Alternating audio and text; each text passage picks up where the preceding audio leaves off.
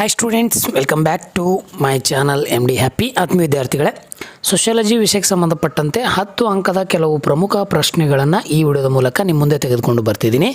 So ನೀವು ಕೊನೆಯ ಗಳಿಗೆಯಲ್ಲಿ ಒಂದು ಕೊನೆಯ ಪ್ರಯತ್ನ ಅಂತ ಅಂದ್ಕೊಂಡು ನಾಳೆ ಬರುವಂಥ ಪರೀಕ್ಷೆಯಲ್ಲಿ ನೀವು ಈ ಒಂದು 10 ಅಂಕದ ಪ್ರಮುಖ ಪ್ರಶ್ನೆಗಳನ್ನು ಪ್ರಿಪೇರ್ ಮಾಡಿದ್ರೆ ನಿಮಗೆ 20 ಅಂಕಗಳನ್ನು ಸಿಗುವಂಥ ಸಾಧ್ಯತೆ ಇಲ್ಲಿ ಇರ್ತದೆ ಅಂತ ಹೇಳ್ತೀನಿ. ಇಲ್ಲಿ 5 ಅಂಕದ ಪ್ರಶ್ನೆಗಳು ಇದ್ದಾವೆ ಮತ್ತು 10 ಅಂಕದ ಪ್ರಶ್ನೆಗಳು ಸಹ ಇದ್ದಾವೆ. ಸೊ ಮೊದಲನೇದಾಗಿ ಒಂದೊಂದಾಗಿ ನೋಡ್ತಾ ಹೋಗೋಣ. ಅದಕ್ಕಿಂತ ಮುಂಚೆ ಇನ್ನೂ ಯಾರು ನಮ್ಮ ಚಾನಲ್ ಸಬ್ಸ್ಕ್ರೈಬ್ ಆಗಿಲ್ಲ, ದಯವಿಟ್ಟು ನಮ್ಮ ಚಾನಲ್ ಸಬ್ಸ್ಕ್ರೈಬ್ ಮಾಡ್ಕೊಳ್ಳಿ ಅಂತ ಹೇಳ್ತೀನಿ. ತಪ್ಪದೆ ಕಮೆಂಟ್ ಬಾಕ್ಸಲ್ಲಿ ನಿಮ್ಮ ಅನಿಸಿಕೆಗಳನ್ನು ತಿಳಿಸಿ ಅಂತ ಹೇಳ್ತೀನಿ. ಪ್ರಶ್ನೆ: ಭಾರತದಲ್ಲಿ ಆರನೀಕರಣದ ಪ್ರಕ್ರಿಯೆಯನ್ನು ಕುರಿತು ಟಿಪ್ಪಣಿ ಬರೆಯಿರಿ ಅಂತ ಹೇಳ್ತಾರೆ. ಉತ್ತರವನ್ನು ನೋಡಿ. 5,000 ವರ್ಷಗಳಷ್ಟು ಸುದೀರ್ಘವಾದ ಇತಿಹಾಸವಿರುವ ಭಾರತದ ಸಾಮಾಜಿಕ ರಚನೆಯ ಸಾಕಷ್ಟು ವೈವಿಧ್ಯಮಯವಾಗಿದೆ. ಜಗತ್ತಿನ ನಾನಾ ಕಡೆಯಿಂದ ಹಲವಾರು ವಲಸೆಗಾರರು ಭಾರತಕ್ಕೆ ಬಂದರು. ಹೀಗೆ ಬಂದರೂ ಭಾರತ ವೈವಿಧ್ಯತೆ, ಸಮೃದ್ಧಿ, ಕ್ರಿಯಾಶೀಲತೆಗೆ ಕಾರಣ ಆದರು. ಹೀಗೆ ವಲಸೆ ಬಂದವರಲ್ಲಿ ಆರ್ಯರು ಕೊನೆಯವರಾಗಿದ್ದರು ಅಂತ ಹೇಳ್ತಾರೆ. ಆರನೀಕರಣದ ಅರ್ಥ: ಇಂಡೋ ಆರ್ಯನರು ತಮ್ಮ ಸಿದ್ಧಾಂತ, ನಂಬಿಕೆ, ಜೀವನ ಪರಂಪರೆಗಳನ್ನು ದೇಶಾದ್ಯಂತ ಪ್ರಚಾರ ಮಾಡಿ ಇಲ್ಲಿನ ಮೂಲ ನಿವಾಸಿಗಳ ಮೇಲೆ ಪ್ರಾಬಲ್ಯವನ್ನು ಸ್ಥಾಪಿಸುವ ಪ್ರಯತ್ನವೇ ಆರ್ಯನೀಕರಣ. ಗಣನೀಯವಾದ ಸಾಂಸ್ಕೃತಿಕ ಸಂಘರ್ಷ ಮತ್ತು ಯುದ್ಧ, ಕೆಲವೊಮ್ಮೆ ಹೊಂದಾಣಿಕೆ ಒಪ್ಪಂದವು ಕಂಡು ಬಂದವು ಅಂತ ಹೇಳ್ತೀವಿ. ಇನ್ನು ಒಂದು ಆರ್ಯರ ಹಿನ್ನೆಲೆಯನ್ನು ನೋಡ್ತಾ ಹೋದಾಗ ಇಂಡೋ ಆರ್ಯರು ಮೂಲತಃ ದನಗಾಯಿಗಳಾಗಿದ್ದರು, ಅಂದರೆ ದನ ಕಾಯುವಂಥವರಾಗಿದ್ದರು. ಕಾವ್ಯ, ತತ್ವಶಾಸ್ತ್ರ, ತತ್ವಾಚರಣೆಯಲ್ಲಿ ಒಲವುಳ್ಳವರಾಗಿದ್ದರು. ಇನ್ನು ಇವರು ಮೂಲ ನಿವಾಸಿಗಳಿಂದ ಶ್ರೇಷ್ಠ ಎಂದು ಪರಿಗಣಿಸಲಾಗಿದೆ. ಒಳಬಾಂಧವ್ಯ, ವಿವಾಹ ಪದ್ಧತಿ ಆಚರಣೆಯಲ್ಲಿ ಇತ್ತು. ಅಲ್ಲದೆ ಮಡಿ ಮೈಲಿಗೆ ಅಪವಿತ್ರ ನಂಬಿಕೆಗಳು ಆಚರಣೆಯಲ್ಲಿ ಇದ್ದವು ಅಂತ ಹೇಳ್ತಾರೆ. ಆರಂಭದಲ್ಲಿ ಇಂಡೋ ಆರ್ಯನವರು ರಾಜನ್ ಅಂದರೆ ಯೋಧ ಅಥವಾ ಕುಲೀನ ಅಂತ ಕರಿತೀವಿ. ಬ್ರಾಹ್ಮಣ ಅಂದರೆ ಪುರೋಹಿತ, ವೈಶ್ಯ ಅಂದರೆ ಕೃಷಿಕ. ಈ 3 ವರ್ಗಗಳ ಸಮೂಹ ಇಲ್ಲಿ ಕಂಡು ಬರ್ತಾ ಇತ್ತು ಅಂತ ಹೇಳ್ತಾರೆ. ನಂತರ ಭಾರತದ ಸ್ಥಳೀಯ ನಿವಾಸಿಗಳನ್ನು ಸೇರಿಕೊಂಡು 4ನೇ ಶೂದ್ರ ವರ್ಣ ಉಗಮವಾಯಿತು. ಇಲ್ಲಿ ಮೂಲ ನಿವಾಸಿಗಳು ಅತ್ಯಂತ ಅವಹೇಳನಕಾರಿಯಾದಂಥ ದಸ್ಯು, ನಿಷಾದ ಎಂಬ ಮೊದಲಾದ ಹೀಯಾಳಿಕೆಗಾಗಿ ಇಲ್ಲಿ ದ್ವಿಜ ಎಂಬ ಅಂತಸ್ತು ಸಹ ಇಲ್ಲಿ ನಿರಾಕರಿಸಲಾಗಿತ್ತು. ಈ 4 ವರ್ಣಗಳಿಗೆ ಸೇರಿದರೆ ಹಾಗೂ ಸ್ಪರ್ಶಯೋಗ್ಯವಲ್ಲದ ಪಂಚಮರು ಎಂಬ 5ನೇ ವರ್ಣವು ಕೂಡ ಇತ್ತು. ಇವರನ್ನು ಅತ್ಯಂತ ಕೀಳಾಗಿ ಸಹ ಕಾಣಲಾಗ್ತಾ ಇತ್ತು, ಸ್ಪರ್ಶ ಎಂಬ ಯುಗ. ಇನ್ನು ಆರ್ಯನೀಕರಣದ ಪ್ರಕ್ರಿಯೆ ಸ್ವರೂಪ: ಇಂಡೋ ಆರ್ಯನ್ ಮತ್ತು ಮೂಲ ನಿವಾಸಿಗಳ ನಡುವಿನ ಅಂತರಕ್ರಿಯೆಯ ವ್ಯಾಪ್ತಿಯು ವಿಶಾಲವಾದಂತೆ ಭಾರತೀಯ ಸಮಾಜವು ತಾತ್ವಿಕ ಮತ್ತು ಸಾಮಾಜಿಕ ಚೌಕಟ್ಟನ್ನು ರೂಪುಗೊಂಡಿತ್ತು ಅಂತ ಹೇಳ್ತಾರೆ. ಆರ್ಯನೀಕರಣ ಪ್ರಕ್ರಿಯೆಯು ಸರಳವಾಗಿರಲಿಲ್ಲ ಹಾಗೂ ಸಂಪೂರ್ಣವೂ ಆಗಿರಲಿಲ್ಲ. ಆರಂಭದಿಂದ ಇಂಡೋ ಆರ್ಯನ್ ಮತ್ತು ಮೂಲ ನಿವಾಸಿಗಳ ನಡುವೆ ಸಾಂಸ್ಕೃತಿಕ ಸಂಘರ್ಷಗಳು, ತಿಕ್ಕಾಟಗಳು, ಯುದ್ಧಗಳು ಸಹ ನಡೀತಾ ಹೋಗ್ತಾ ಇದ್ವು. ಇಂಡೋ ಆರ್ಯನ್ ಮತ್ತು ಮೂಲ ನಿವಾಸಿಗಳ ನಡುವೆ ಇರುವಂಥ ಸಂಬಂಧ ಮೂಲತಃ ನಾನು ಹೇಳಿದ ದನಗಾಯಿಗಳಾಗಿದ್ದರು. ಪಶುಪಾಲನೆ ಇವರ ವೃತ್ತಿ ಮತ್ತು ಕೃಷಿ ಅರ್ಥವ್ಯವಸ್ಥೆ ಕಡೆ ಗಮನ ಹರಿಸಿದರು. ಈ 2ನೇ ಪಾಯಿಂಟು: ಇತ್ತ ಮೂಲ ನಿವಾಸಿಗಳು ಕೂಡ ಇಂಡೋ ಆರ್ಯನ ತತ್ವಾಚರಣೆಗಳು ಹಾಗೂ ಸಾಮಾಜಿಕ ಘಟನೆಗಳು, ತಮ್ಮ ತತ್ವಕ್ಕೆ ಸಂಬಂಧಿಸಿದ ಕೆಲವು ಮೂಲಾಂಶಗಳನ್ನು ಸಹ ತಮ್ಮ ಜನಾಂಗೀಯ ಪ್ರಾಂತೀಯ ಅನನ್ಯತೆಗಳು ಸಹ ಉಳಿಸಿಕೊಂಡರು ಅಂತೈತಿ. ಈ ರೀತಿ ಭಾರತ ಸಮಾಜದಲ್ಲಿ ಆರ್ಯನೀಕರಣವು ಸಾಂಸ್ಕೃತಿಕ ವೈವಿಧ್ಯವನ್ನು, ಅದರ ಜೊತೆಗೆ ಸಾಮಾಜಿಕ ಅಸಮಾನತೆ ಹಾಗೂ ಶ್ರೇಣೀಕೃತ ವ್ಯವಸ್ಥೆಯನ್ನು ಕಾರಣವಾಯಿತು ಅಂತ ಹೇಳ್ಬೋದು. ಇನ್ನು ಇನ್ನೊಂದು ಪ್ರಮುಖ ಪ್ರಶ್ನೆ: ಅಸ್ಪೃಶ್ಯತಾ ನಿವಾರಣೆಯಲ್ಲಿ ಮಹಾತ್ಮ ಗಾಂಧೀಜಿಯವರ ಪಾತ್ರವೇನು ಅಂಥೇಳಿ ನಿಮಗೆ ಭಾಳ ಸಾರಿ ಪ್ರಶ್ನೆಯನ್ನು ಕೇಳಿದ್ದಾರೆ. ಉತ್ತರ ನೋಡಿ. ಸ್ವತಂತ್ರ ಹೋರಾಟ, ಅಸ್ಪೃಶ್ಯತೆ ನಿವಾರಣೆ ಎರಡೆರಡು ಗಾಂಧೀಜಿಯವರ ಆದ್ಯತೆಗಳನ್ನು ಕೊಟ್ಟಿದ್ದರು.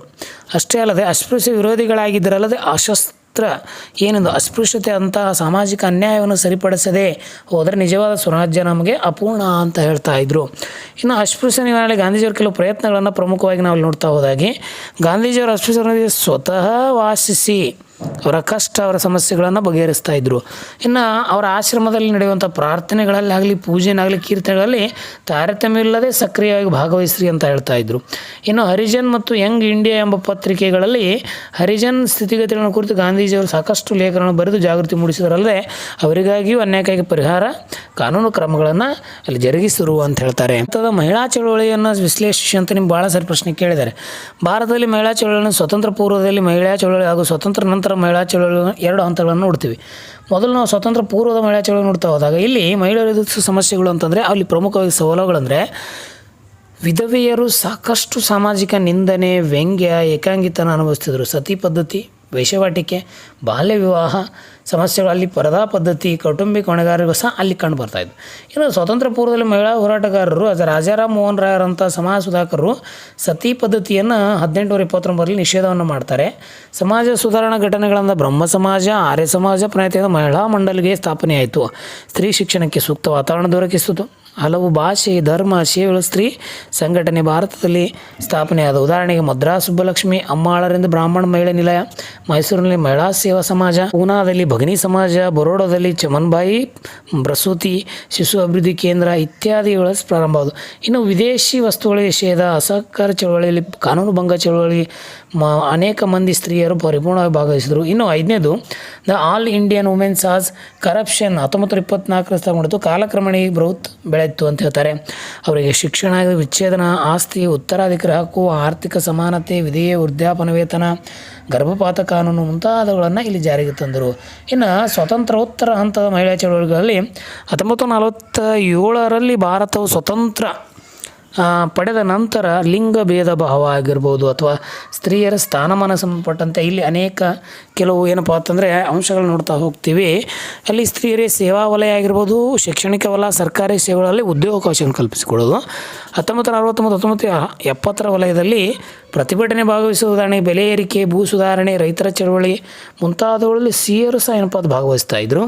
1980ರ ದಶಕ ಸ್ತ್ರೀ ಮುಕ್ತಿ ಸಂಘಟನೆಯು ಮುಂಬೈನಲ್ಲಿ ಭಿತ್ತಿ ಚಿತ್ರ ಪ್ರದರ್ಶನ, ಶಿಬಿರಗಳು ಮತ್ತು ಸ್ತ್ರೀಯರ ಬಗ್ಗೆ ಕಾನೂನುಗಳನ್ನು, ಸಮಾಜವಾದಿ ಶಸ್ತ್ರಸಿ ಸಮೂಹ, ಸ್ತ್ರೀ ಕಾರ್ಯಕರ್ತೆ ಗೋಷ್ಠಿಗಳನ್ನು ಏರ್ಪಡಿಸಿದರು. ಇನ್ನು ಹೈದರಾಬಾದ್ನಲ್ಲಿ ಸ್ತ್ರೀ ಶಕ್ತಿ ಸಂಘಟನೆ, ಪೂನಾದಲ್ಲಿ ಪೊರಗೊಮಿ ಸಂಘಟನೆ, ದೆಹಲಿಯಲ್ಲಿ ಸ್ತ್ರೀ ಸಂಘರ್ಷ, ಮಹಿಳಾ ದಕ್ಷತಾ, ಚೆನ್ನೈನಲ್ಲಿ ಪೆಣ್ಣಿ ಉರಿಮೈ ಇಕಾಯಕಂ, ಬೆಂಗಳೂರಲ್ಲಿ ವಿಮೋಚನಾ ದಿನ. ಈ ರೀತಿ ಏನಪ್ಪ ಅಂದ್ರೆ ಮಹಿಳೆಯರಿಗೆ ಸಂಬಂಧಪಟ್ಟಂಥ ಆಚರಣೆಗಳು ನಾವು ಬರಿಬೇಕು ಅಂತ ಹೇಳ್ತೀನಿ.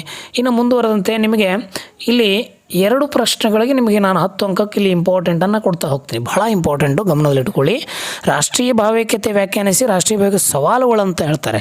ಸೊ ರಾಷ್ಟ್ರೀಯ ಭಾವೈಕ್ಯತೆಯನ್ನು ನಾವು ನೋಡ್ತಾ ಹೋದಾಗ ಮೊದಲಿಗೆ ರಾಷ್ಟ್ರದ ಏಕತೆ ಮತ್ತು ಜನರಲ್ಲಿ ನಾವು ರಾಷ್ಟ್ರಕ್ಕೆ ಸೇರಿದವರೆಂಬ ಭಾವನೆ ಸೂಚಿಸ್ತಲ್ಲ, ಅದೇ ರಾಷ್ಟ್ರೀಯ ಭಾವೈಕ್ಯತೆ. ರಾಷ್ಟ್ರ ನಿರ್ಮಾಣದಲ್ಲಿ ಆಗಲಿ ಅಥವಾ ರಾಷ್ಟ್ರದ ಅಗತ್ಯ ಅಂಶಗಳಾಗಲಿ ಭಾವೈಕ ವೈವಿಧ್ಯ ಮೀರಿ ಪ್ರಕ್ರಿಯೆಯಾಗಿದ್ದು ಸ್ಥಿರತೆ, ಶಾಂತಿ, ಅಭಿವೃದ್ಧಿ ಉತ್ತೇಜಕಗಳನ್ನು ಪ್ರತಿ ಬೆಳೆಸ್ತದೆ. ವಿಷಯ ವಿವರಣೆ. ಬೆಂಜಿಮ್ ಅವರ ಪ್ರಕಾರ ದೇಶವೊಂದರ ಸಮಸ್ತ ಜನರು ಒಂದು ಸಾಮಾನ್ಯ ಅನನ್ಯತೆಯೊಂದಿಗೆ ಸ್ವಾಂಗೀಕರಣಗೊಳ್ಳುವುದೇ ರಾಷ್ಟ್ರೀಯ ಭಾವೈಕ್ಯತೆ ಅಂತ ಹೇಳ್ತಾರೆ. ನೀವು ಒಂದು ವಾಕ್ಯದಲ್ಲೂ ಸಹ ಇದನ್ನು ಬರಿತಾ ಹೋಗ್ಬೋದು ಅಂತ ಹೇಳ್ತೀನಿ.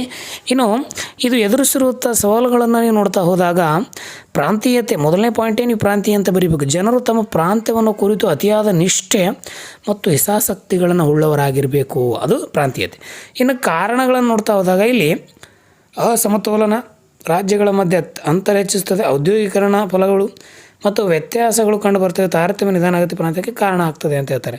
ಇನ್ನು ಪರಿಣಾಮವನ್ನು ನೋಡ್ತಾ ಹೋದಾಗ ಇದು ಪ್ರತ್ಯೇಕ ರಾಷ್ಟ್ರದ ಬೇಡಿಕೆ, ಪ್ರತ್ಯೇಕ ರಾಜ್ಯಕ್ಕಾಗಿ ಬೇಡಿಕೆ ಮತ್ತು ಪೂರ್ಣ ಪ್ರಮಾಣ ರಾಜ್ಯಕ್ಕಾಗಿ ಬೇಡಿಕೆ, ಈ ರೀತಿಯ 3 ಪ್ರಮಾಣವನ್ನು ಇಲ್ಲಿ ನಾವು ನೋಡ್ಕೊತಾ ಹೋಗ್ತೀವಿ. ಪ್ರಮಾಣ ರಾಜ್ಯಕ್ಕೆ ಬೇಡಿಕೆ ಅಂದರೆ ಕೇಂದ್ರದ ಪ್ರದೇಶಗಳು ಪೂರ್ಣ ಪ್ರಮಾಣ ಅಂತಸ್ತು ಪಡೆಯಲು ಯತ್ನಿಸುವ, ಉದಾಹರಣೆಗೆ ದೆಹಲಿ. ಇನ್ನು ಅಂತಾರಾಜ್ಯದಲ್ಲಿ ನೈರ್ಮಲ್ಯಿಕ ಹಂಚಿಕೆ, ಈಗ ನಾವು ಕಾವೇರಿ ಕೃಷ್ಣ ಯಾವ ರೀತಿ ಮಹಾರಾಷ್ಟ್ರ ಆಗಿರ್ಬೋದು, ಪಂಜಾಬ್ ಹರಿಯಾಣ ಆಗಿರ್ಬೋದು, ಕಾವೇರಿ ಕೃಷ್ಣ ನದಿ ಭೀಮಾ ಇವೇನು ಹಂಚಿಕೆಗಳದವಲ್ಲ ಇದರ ಸಂಬಂಧಪಟ್ಟ. ಇನ್ನು ಕೋಮುವಾದ, ಒಂದು ಕೋಮು ಅಥವಾ ಧರ್ಮಕ್ಕೆ ಸೇರಿದ ಜನಸಮೂಹ ಇನ್ನೊಂದು ಕೋಮು ಅಥವಾ ಧರ್ಮಕ್ಕೆ ಸೇರಿದ ಜನರೊಡನೆ ವಿರುದ್ಧವಾದ ದ್ವೇಷಪೂರಿತ ಭಾವನೆಗಳನ್ನು ನಾವು ಕೋಮುವಾದ ಅಂತ ಕರಿತೀವಿ. ಬಿಪಿನ್ ಚಂದ್ರಪಾಲ್ ಹೇಳಿರುವಂತೆ ಕೋಮುವಾದವನ್ನು ನಿರ್ದಿಷ್ಟ ಸಮಾಜ, ಅರ್ಥವ್ಯವಸ್ಥೆ, ರಾಜ್ಯಾಡಳಿತ, ಉನ್ನತಿವಾದ ಸಮಸ್ಯೆಗೆ ಸ್ಪಷ್ಟ ಅಸರ್ಗಲಿಯಲ್ಲಿ ಹೇಳ್ತಾನೆ. ಇಂಜಿನಿಯರ್ ಪ್ರಕಾರ ಕೋಮುವಾದ ಆರ್ಥಿಕ ಮತ್ತು ರಾಜಕೀಯ ಆಸಕ್ತಿ ಕಾಪಾಡಿಕೊಳ್ಳಲು ಮೇಲ್ವರ್ಗದ ಜನರೇ ವಿಭಜಿಸುವಂಥ ಅಧಿಕಾರ ತಮ್ಮಲ್ಲಿ ಕೇಂದ್ರ ಹೊಂದಿರುವಂಥದ್ದಕ್ಕೆ ಅಂತ ಹೇಳ್ತಾರೆ. ಈ ರೀತಿ ನೀವು ಇನ್ನು ಭಾಷಾವಾರು ತಮ್ಮ ಭಾಷೆ ಕುರಿತು ವಿಶೇಷ ಒಲವು, ಗೌರವಾಭಿಮಾನ ಹೊಂದಿರುವಂಥದ್ದು ಮತ್ತು ಪೂರ್ವಾಗ್ರಹ ದೇಶ ಭಾವನೆಯನ್ನು ಸಹ ಹೊಂತಾರೆ. ಉಗ್ರವಾದ ಮತ್ತು ಭಯೋತ್ಪಾದನೆ, ಇತ್ತೀಚಿನ ದಿನಗಳಲ್ಲಂತೂ ಉಗ್ರವಾದ ಭಯೋತ್ಪಾದನೆ ರಾಷ್ಟ್ರೀಯ ಏಕತೆಗೆ ಬಲವಾದ ಸವಾಲಾಗಿ ಏರ್ಪಡಿಸಿದೆ. ಭಾರತ ಸ್ವತಂತ್ರೋತ್ತರ ಕಾಲದಲ್ಲಿ ಉಗ್ರಗಾಮಿ ಸಮಸ್ಯೆಗೂ ಎದುರಿಸುತ್ತಿತ್ತು ಅಂತ ಹೇಳ್ತಾರೆ. ಇನ್ನು ಪಶ್ಚಿಮ ಬಂಗಾಳ, ಬಿಹಾರ, ಮಧ್ಯಪ್ರದೇಶ ಒಟ್ಟು 27 ಜಿಲ್ಲೆಗಳು ಕಂಡುಬರುವಂಥ ನಕ್ಸಲ್ವಾದ, ಇನ್ನು ಅಸ್ಸಾಂನಲ್ಲಿ ಕಂಡುಬರುವಂಥ ಉಲ್ಫಾ ಉಗ್ರವಾದ, ಇನ್ನು ಉಪಸಂಹಾರ, ಈ ಅಂಶಗಳಲ್ಲಿ ಭ್ರಷ್ಟಾಚಾರ, ಬಡತನ, ನಿರುದ್ಯೋಗ, ಯುವ ಅಶಾಂತಿ, ಶ್ರೀಮಂತರು, ಬಡವರು, ಈ ನಡುವಿನ ಭಿನ್ನಾಭಿಪ್ರಾಯ ರಾಷ್ಟ್ರೀಯ ಭಾವೈಕ್ಯತೆ ಸವಾಲುಡುವುದು ಅಂಥೇಳಿ ಈ ರೀತಿ ಪಾಯಿಂಟ್ಗಳನ್ನು ಹಾಕಿ ನೀವು ಬರೀಬೇಕಾಗ್ತದೆ ವಿದ್ಯಾರ್ಥಿಗಳೇ. ಇನ್ನು ಜಾತಿಯನ್ನು ವ್ಯಾಖ್ಯಾನಿಸಿ ಮತ್ತು ಜಾತಿ ಪದ್ಧತಿ ಸಾಂಪ್ರದಾಯಿಕ ಲಕ್ಷಣಗಳನ್ನು ಬರಿ ಅಂತ ಹೇಳ್ತಾರೆ. ಪೀಠಿಕೆಯಲ್ಲಿ ಜಾತಿಯು ಭಾರತದಲ್ಲಿ ಒಂದು ಸಂಕೀರ್ಣ ಮತ್ತು ಆಳವಾಗಿ ಬೇರಿರುವಂಥ ಸಾಮಾಜಿಕ ಶ್ರೇಣಿಕೃತ ಅಂತ ಕರಿತೀವಿ. ಶತಮಾನಗಳಿಂದ ಇಲ್ಲಿ ಧರ್ಮಗಳಿದ್ದಾವೆ, ಕರ್ಮ ಇದೆ, ಜೊತೆಗೆ ಇಲ್ಲಿ ರೂಪಾಂತರ ಒಳಗೊಳ್ಳುವಂಥ ಪ್ರಭಾವಶಾಲಿಯನ್ನು ಮುಂದುವರಿತಾ ಅಂತ ವಿಷಯ ವಿವರಣೆಯನ್ನು ನೋಡ್ತಾ ಹೋದಾಗ ಇಲ್ಲಿ ನಿಮಗೆ ಜಾತಿ ಬಗ್ಗೆ ಕೇಳ್ತಾ ಹೋಗ್ತಾರೆ. ಇಲ್ಲಿ ನೋಡಿ, ಜಾತಿ ಎಂಬ ಪದವು ಸ್ಪ್ಯಾನಿಷ್ ಒಂದು ಪೋರ್ಚುಗೀಸ್ ಭಾಷೆಯ ಕಾಸ್ಟಾ ಎಂಬ ಪದದಿಂದ ಪಡೆಯಲಾಗಿದೆ. ನಿಮಗೆ ಬಿಟ್ಟ ಸ್ಥಳದಲ್ಲಿ ಕೇಳ್ತಾನೆ, ನೆನಪಿರಲಿ ನಿಮಗೆ. ಎಲ್ಲಿ ಕೇಳ್ತಾನೆ ರೀ, ಬಿಟ್ಟ ಸ್ಥಳದಲ್ಲಿ ಕೇಳ್ತಾನೆ. ಕಾಷ್ಟ ಎಂಬ ಪದವು ತಳಿ, ಜನಾಂಗ ಅಥವಾ ಆನುವಂಶಿಕ ಗುಣಗಳನ್ನು ಹೊಂದಿರುವಂಥದ್ದು ಅಂತ ಹೇಳ್ತಾರೆ. ಇನ್ನು ಜಾತಿಯ ವ್ಯಾಖ್ಯೆಗಳು ಹರ್ಬರ್ಟ್ ರಿಸ್ಲೆ ಅವ್ರ ಬಗ್ಗೆ ಹೇಳಿದ್ದಾರೆ. SV ಕೆತ್ತರ್ ಹೇಳಿದ್ದಾರೆ. ಜಾತಿಯ ಪ್ರಮುಖ ಲಕ್ಷಣಗಳಲ್ಲಿ ಜಾತಿ ಸಮಾಜದ ಹೂಳು ಹೊಗಳಕ್ಕೆ ಭಾಗವಾಗಿದೆ ಮತ್ತು ಶ್ರೇಣೀಕೃತವಾದದ್ದು ಅಂತ ಹೇಳ್ತಾರೆ. ಸೊ ಈ ರೀತಿ ನೀವು ಪಾಯಿಂಟ್ಗಳನ್ನು ಹಾಕಿ ಬರಿಬೇಕು ವಿದ್ಯಾರ್ಥಿಗಳೇ. ಇನ್ನೊಂದು ಭಾಳ ಸುಂದರವಾದಂಥ ಪ್ರಶ್ನೆ, ಪ್ರತಿಯೊಂದು ಜಾತಿಯು ತನ್ನದೇ ಆದ ಜಾತಿ ಪಂಚಾಯತಿಯನ್ನು ಹೊಂದಿದೆ ಮತ್ತು ಜಾತಿ ಪಂಚಾಯತ್ ಸಾಮಾಜಿಕ ಸಂಪರ್ಕ, ವಿವಾಹ, ಸಂಭೋಜನ, ವೃತ್ತಿ ಮುಂತಾದ ನಿರ್ಬಂಧವನ್ನು ವಿಧಿಸುತ್ತದೆ. ಶ್ರೇಣೀಕೃತವಾದ ಇಡೀ ಸಮಾಜದ ಮೇಲೆ ಕೀಳು ಭಾವನೆಯನ್ನು ತೋರಿಸುತ್ತೆ. ಇಲ್ಲೊಂದು ಶ್ರೇಣೀಕೃತವನ್ನು ಕೊಟ್ಟಿದೆ. ಬ್ರಾಹ್ಮಣ, ಕ್ಷತ್ರಿಯ, ವೈಶ್ಯ, ಶೂದ್ರ, ಪಂಚಮರು ಮತ್ತು ಅಸ್ಪೃಶ್ಯತರು, ಈ ರೀತಿ ಏನಪ್ಪ ಅಂತ ಶ್ರೇಣೀಕೃತವನ್ನು ನೋಡ್ತೀರಿ. ಆರೋಗ್ಯ ಮತ್ತು ಸಾಮಾಜಿಕ ಸಂಪರ್ಕ ಸಂಬಂಧ ನಿರ್ಬಂಧಗಳಿದ್ದಾವೆ. ನಾಗರಿಕ ಮತ್ತು ಧಾರ್ಮಿಕ ಕೆಲವು ಸಮಸ್ಯೆಗಳು ಇಲ್ಲಿ ಕಂಡು ಬರ್ತವೆ ಅಂತ ಹೇಳ್ತಾರೆ. ಇನ್ನು ವೃತ್ತಿ ಸಂಬಂಧಿತ ನಿರ್ಬಂಧಗಳು ಇಲ್ಲಿರ್ತವೆ, ವೈವಾಹಿಕ ನಿರ್ಬಂಧಗಳು ಇಲ್ಲಿರ್ತವೆ, ಕೊನೆಗೆ ಬರೋದು ಉಪಸಂಹಾರ. ಈ ರೀತಿಯೇ ಪಾಯಿಂಟ್ ಹಾಕಿ ನೀವು ಬರಿತಾ ಹೋಗಬೇಕು. ಇನ್ನೊಂದು ನಿಮಗೆ ಭಾರತೀಯ ಗ್ರಾಮಗಳ ಕೃಷಿ ಮತ್ತು ಆರ್ಥಿಕ ಸಮಸ್ಯೆ ಬಗ್ಗೆ ವಿಶ್ಲೇಷಿಸಿ ಅಂತ ಕೊಡ್ತಾರೆ. ಸೊ ಅದರಲ್ಲಿ ನೀವು ನೋಡಿ, ಭಾರತೀಯ ಆರ್ಥಿಕತೆ ಮುಖ್ಯ ಕೃಷಿ ಆಧಾರಿತವಾಗಿದೆ. ಸುಮಾರು 70% ಜನ ಹಳ್ಳಿಯಲ್ಲೇ ವಾಸ ಮಾಡ್ತಾರೆ. ಹೌದು. ಇನ್ನು ಭಾರತೀಯ ಗ್ರಾಮ ಕೃಷಿ ಆರ್ಥಿಕ ಸಮಸ್ಯೆಗಳಂದರೆ ಒಂದೇದು ಅಸಮಾನತೆ, ತಾರತಮ್ಯ ನೀತಿ, ಕೃಷಿ ಸಂದಿಗ್ಧ, ಇನ್ನು ಮಾರುಕಟ್ಟೆಯ ಒಂದು ಅಸಮರ್ಪಕ ಬಳಕೆ ಆಗಿರ್ಬೋದು, ಅಥವಾ ಈ ಒಂದು ವ್ಯವಸಾಯಕ್ಕೆ ತಗಲುವ ಖರ್ಚಿನ ವೆಚ್ಚ ಆಗಿರ್ಬೋದು. ಇವೆಲ್ಲವೂ ಭಾಳ ಇಂಪಾರ್ಟೆಂಟ್ ನಿಮಗೆ, ಇವೆಲ್ಲವನ್ನು ಬರಿತಾ ಹೋಗಿ. ಇನ್ನು ವ್ಯವಸಾಯಕ್ಕೆ ತಗಲುವ ಖರ್ಚು, ರಾಜ್ಯದಿಂದ ಕಲ್ಯಾಣ ಕಾರ್ಯಕ್ರಮ ಉದ್ದೇಶ ಹಿಂಪಡೆಯುವಿಕೆ, ಜಾಗತೀಕರಣ, ಸ್ಪರ್ಧೆ ಮತ್ತು ದೊಡ್ಡ ಬಂಡವಾಳಶಾಹಿ ಆಗಮನ, ಶೋಷಣೆ, ಸಂಕೀರ್ಣ ಬ್ಯಾಂಕಿನಿಂದ ನಿಯಮಗಳು ಮತ್ತು ಸಾಂತ್ವಿಕ ಮೂಲಗಳಿಂದ ಸಾಲದ ಅಲಭ್ಯತೆ ಅಂತ ಹೇಳ್ತೀವಿ. ಇನ್ನು ಸಹಕಾರ ವಲಯದ ವೈಫಲ್ಯ, ನೀರಾವರಿ ಅಂತರ್ಜಲ ಮೇಲೆ ಅವಲಂಬನೆ, ಬರಪೀಡಿತ ಪ್ರದೇಶಗಳ ಹೆಚ್ಚುತ್ತಿರುವ ರೈತರ ಆತ್ಮಹತ್ಯೆ ಪ್ರಕರಣಗಳು, ಇವೆಲ್ಲವನ್ನು ಬರಿಬೇಕು. ಇನ್ನು ಕರ್ನಾಟಕದಲ್ಲಿನ ರೈತ ಹೋರಾಟಗಳ ಚರ್ಚಿಸಿ ಅಂತ ಹೇಳ್ತಾರೆ. ರಾಜ್ಯದ ಕೃಷಿ ನೀತಿಗಳು ಮತ್ತು ಗ್ರಾಮೀಣ ಜೀವನವನ್ನು ರೂಪಿಸುವ ಪ್ರಮುಖ ಪಾತ್ರ ಹಲವಾರು ಮಹತ್ವದ ಚಳವಳಿಯಲ್ಲಿ ಕರ್ನಾಟಕ ಒಂದು ಸಾಕ್ಷಿಯಾಗಿದೆ. ಸ್ವಾತಂತ್ರ್ಯ ಪೂರ್ವದಲ್ಲಿ ಸ್ವತಂತ್ರ ಕರ್ನಾಟಕ ರೈತರ ಚಳವಳಿಗಳನ್ನು ಏರ್ಪಡಿಸಿತ್ತು 1951ರಲ್ಲಿ. ಕರ್ನಾಟಕದಲ್ಲಿ ಆ ಒಂದು ಹೋರಾಟವನ್ನು ನೀವು ನೋಡ್ತಾ ಹೋದಾಗ ಇಲ್ಲಿ ಪ್ರಮುಖವಾಗಿ ಭಾಳಷ್ಟು ಹೋರಾಟಗಳು ನಿಮ್ಮ ಕಣ್ಣು ಮುಂದೆ ಬರ್ತವೆ. 1951ರ ಕಾಗೋಡು ರೈತ ಸತ್ಯಾಗ್ರಹ, 1978ರ ಸಾಗರ ತೀರ್ಥಹಳ್ಳಿ ತಾಲೂಕಿನ ರೈತರ ದಂಗೆ, 1970ರ ಹಳಿಯಾಳ ಕೃಷಿ ಕಾರ್ಮಿಕರ ಚಳವಳಿ, 1951ರ ಕಾಗೋಡು ರೈತರ ಸತ್ಯಾಗ್ರಹ, 1980ರ ಮಲಪ್ರಭಾ ಹೋರಾಟಗಳು. ಇನ್ನು ಕಾಗೋಡು ಸತ್ಯಾಗ್ರಹ 1950 ಭಾಳ ನಿಮಗೆ ಇಂಪಾರ್ಟೆಂಟು, 5 ಅಂಕಕ್ಕೂ ಕೇಳುವಂಥ ಸಾಧ್ಯತೆ ಇರ್ತದೆ. ಅದರ ಹಿನ್ನೆಲೆ ಮತ್ತು ಕಾರಣವನ್ನು ಬರಿಬೇಕು. ಪ್ರತಿಭಟನೆ ನಡೆದ ಬಂದ ಹಾದಿಯನ್ನು ಬರಿಬೇಕು. ಹೋರಾಟದ ಮುಂಚೆ ನಡೆದ ನಾಯಕರನ್ನು ಬರಿಬೇಕು. ಸೊ ಈ ರೀತಿ ಪಾಯಿಂಟ್ಗಳನ್ನು ಹಾಕಿ ನೀವು ಉತ್ತರವನ್ನು ಬರೀರಿ. ಇನ್ನು ಕೊನೆಯದು ಈ ಕಾಗೋಡು ಸತ್ಯಾಗ್ರಹ ಪರಿಣಾಮ ಮತ್ತು ಫಲಿತಾಂಶವನ್ನು ಕುರಿತು ಬರೆಯಿರಿ. ಅದೇ ರೀತಿ ಮಲಬಾರ್ ಹೋರಾಟ ಇದೆ 1980ರಲ್ಲಿ. ಅವೆಲ್ಲವನ್ನು ಒಂದೊಂದೇ ಆಗಿ ಪಾಯಿಂಟ್ಗಳು ಹಾಕಿ ನೀವು ಬಿಡಿಸಬೇಕು ಅಂತ ಹೇಳ್ತೀನಿ. ನೋಡಿರಿ, ನೀರಾವರಿ ಯೋಜನೆ ಅವೈಜ್ಞಾನಿಕ ಅನುಷ್ಠಾನ, ಸ್ಥಿರತೆಯ ಸಮಸ್ಯೆ, ಲೇವಿ ನೀರಾವರಿ ತೆರಿಗೆ ನಿಗದಿತ ಸಮಸ್ಯೆ, ಜೊತೆಗೆ ಸ್ಥಳೀಯ ಅಧಿಕಾರಿಯ ಪಾತ್ರ, ಇವೆಲ್ಲವೂ ಸಹ ಭಾಳ ಇಂಪಾರ್ಟೆಂಟು ಆಗ್ತವೆ. ಇನ್ನು ಮಲಪ್ರಭಾ ಹೋರಾಟದ ಹಾದಿ ಬಗ್ಗೆ ಬರಿಬೇಕು. ನೀವು 1 ಅಂಕದ ಕೊನೆಗೆ ಉಪಸಂಹಾರ ಅಂತ ಹೇಳ್ತೀವಿ.